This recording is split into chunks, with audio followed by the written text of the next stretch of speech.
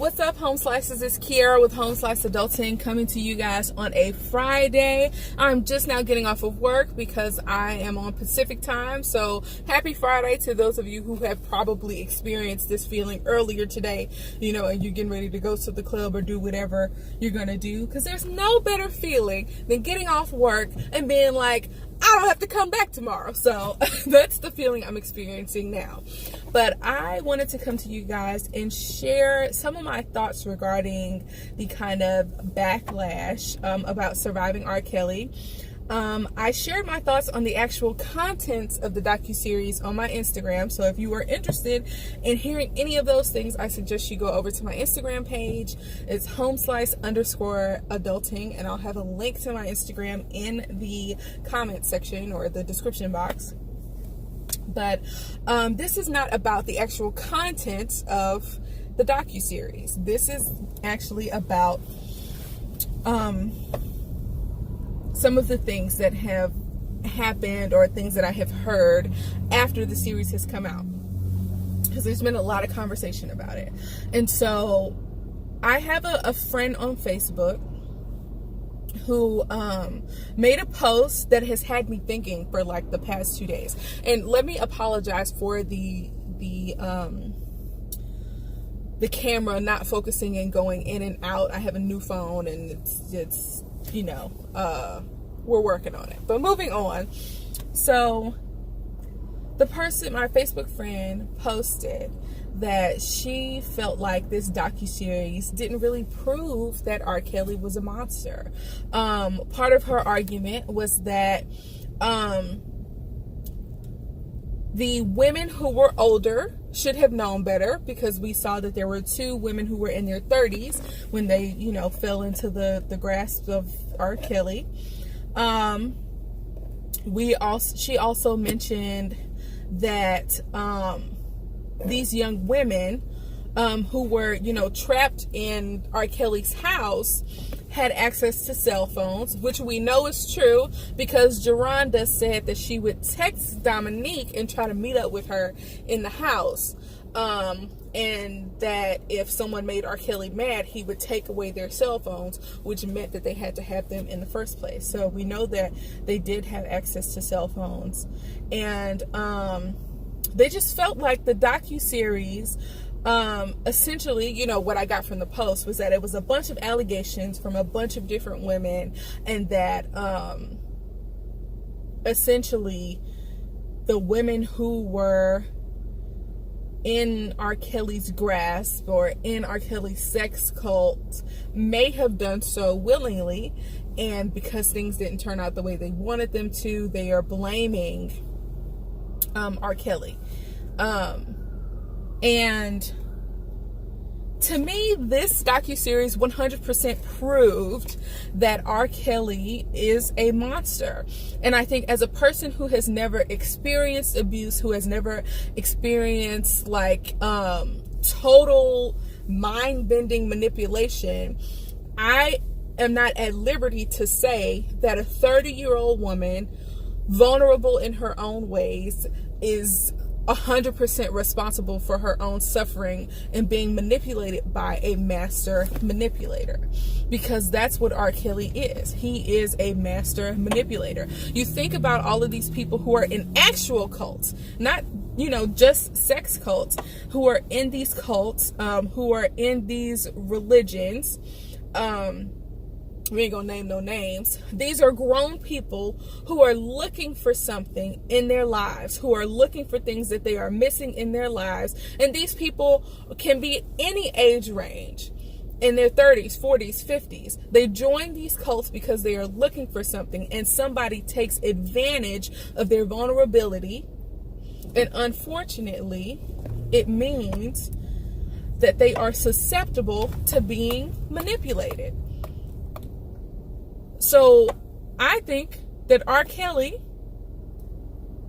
can be charged with that he is responsible for using these mind-bending manipulation techniques to get into these women's minds and make them think that they can't leave, and make them think that they have to stay where they are, make them think that they want to be where they are, And again, because I have never been a victim of that type of manipulation, and I'm not a psychologist or psychiatrist, this is just my biggest guess. But it's unfair to me to assume that these women, especially the older ones, were essentially asking for it and were willing to be, complicit in the abuse that they faced from R. Kelly. So that on that situation, I totally disagree. And there is something to be said about these young women having access to their cell phones. But I mean, okay, I can have a cell phone, but if I'm sitting in a room alone, like, we don't know what the conditions are in these rooms. Do they have beds in their rooms? We know they have a bucket to go use the bathroom in some instances. I'll have a cell phone, and if I have to pee and poop in a bucket, I don't want to be there. If I have a cell phone and these are my conditions, me being the person that I am, who hasn't been brainwashed, will call the police and be like, I'm being held in subhuman conditions, okay? Or I'm being held against my will. But if I have been manipulated to feel like this is what I deserve, or this is what, this is the price that I pay for getting to be with R. Kelly, this is the price I pay to be associated with this worldwide superstar, then, and I am a young person, or, even an older woman, then that's just what happens. And I feel like there are not enough examples of black people or white people or any people giving black women the benefit of the doubt. Even if you feel that there are reasons why we haven't seen hard evidence of these conditions, because if you have a cell phone, it's likely that the cell phone has a camera. Why didn't you take a picture of your bedroom and show the world that you were peeing and pooping in a bucket? Or why don't you show us evidence of the things that, like, hard evidence? And that's something that people want to see. But even when we had hard evidence, the video of him peeing on a 14-year-old, we still didn't take it seriously. So what do you want? Like, if we have hard evidence of him peeing on a 14-year-old and you don't take it seriously then, and we have 10, 20, 50 women coming forward saying that they are being abused by R. Kelly, you have witness testimony, you have hard evidence, you put it together, and you give these women the benefit of the doubt. Are we not giving these people the benefit of the doubt because they are black women telling their stories?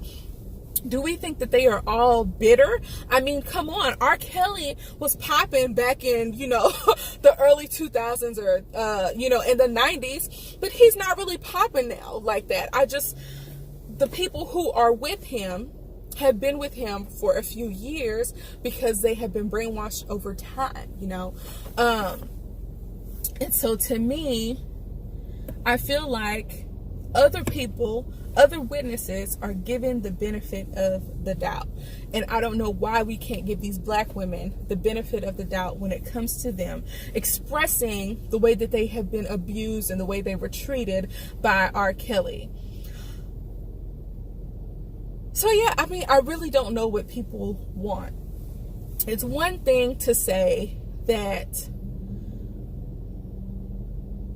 I watched the documentary and I don't care what was said. R. Kelly's music is just too good for me to not listen to.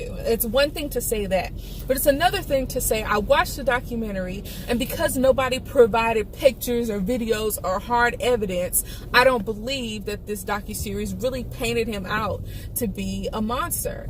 And everyone, is entitled to their opinion. I 100% respect this person who put this up on their page. It's just the way that they felt about it. And, I'm 100% of people, stating the things that they feel, because we're all different. We take things a different way. And this person is my friend and has been for years. But for me, I just feel like we're really not giving these black women the benefit of the doubt. If somebody tells you something about their experience, and especially if it's a black person or a black woman, like, are we assuming that they're lying, that they're exaggerating? Their stories are so similar. I mean, it's just everything to me comes across that it's ringing out as true. Why aren't we giving these women the benefit of the doubt? And I guess that's all I wanted to say on the topic. So that's that. Now for me, one other thing I want to talk about is Tiffany Haddish bombing on New Year's. And I know this is kind of old because this happened like on New Year's Eve or whatever. And if any of y'all have watched my channel before, you know I did a review on Tiffany Haddish's autobiography, The Last Black Unicorn. I was about to say leprechaun. The Last Black Unicorn. And I am a fan of Tiffany Haddish, and people have their own reasons for liking her, for not liking her, or for not liking her as a comedian, but liking that she's coming up in the world. People have so many different, reasons for liking her or not liking her. And it's unfortunate that people are just waiting for her to mess up. When you have somebody who goes from sleeping in their car to being one of the hottest and most requested comedians at this current moment, there's bound to be some adjusting that's going on. And unfortunately for Tiffany Haddish, she had a situation where she had been drinking and just didn't do that well. And instead of people saying, you know what, Tiffany Haddish is going through stuff. She has this newfound fame, this newfound money, and people are absolutely hitting her up for it. And after reading her autobiography, I feel as if Tiffany Haddish would probably be generous towards people who were asking her for her money, and, probably come away feeling used. And I mean, it's hard for anybody to adjust from being the way that they were to the way that Tiffany Haddish is now in her level of stardom.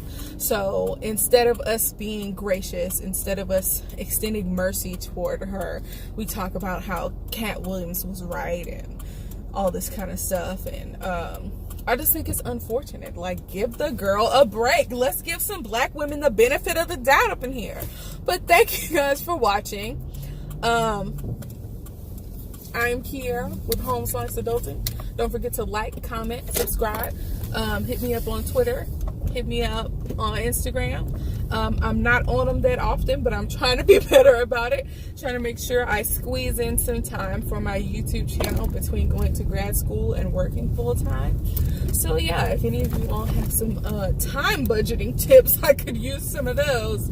So thank you guys for watching, and peace out, Home Slices.